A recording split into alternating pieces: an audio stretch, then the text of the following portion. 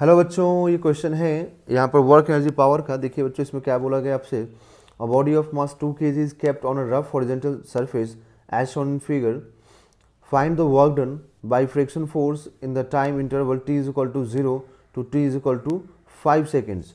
t is equal to 0 से लेके बच्चों t is equal to 5 seconds के बीच में आपको वर्क डन बताना है। ठीक है, तो सबसे पहले हम लोग काम करेंगे कि यहाँ पर जो भी ये फोर्स है उसका कंपोनेंट ब्रेक करेंगे। तो एक कंपोनेंट बच्चों इस डायरेक्शन में आएगा 10 cos 30 एंड cos 30 का वैल्यू √3/2 होता है बच्चों। तो ये 5√3 न्यूटन आ जाएगा।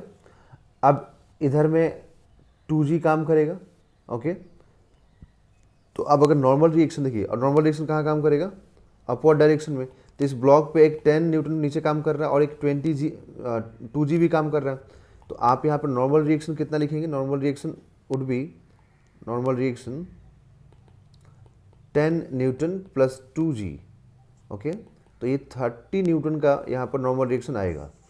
ओके, अब यहाँ पर फ्रिक्शन फोर्स बैकवर्ड डायरेक्शन में काम करेगा, क्योंकि ब्लॉक को हम आगे स्लाइड कराने की कोशिश कर रहे हैं, है ना।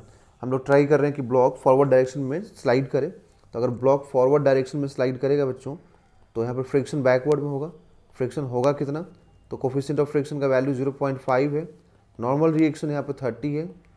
ओके, तो 15 न्यूटन का बच्चों यहाँ पर फोर्स अप्लाई करेगा फ्रिक्शन। ओके, और हम लोगों ने फॉरवर्ड में कितना किया, तो हम लोगों ने फॉरवर्ड में 5√3 किया। इसका मतलब जो भी यहाँ पर फ्रिक्शन आएगा वो ज़्यादा आ रहा है किससे, अप्लाइड फोर्स 5√3 न्यूटन से।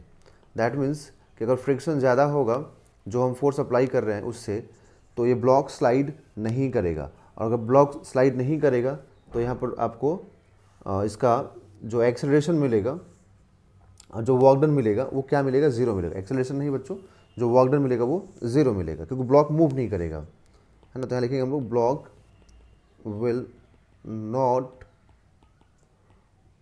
Move as applied force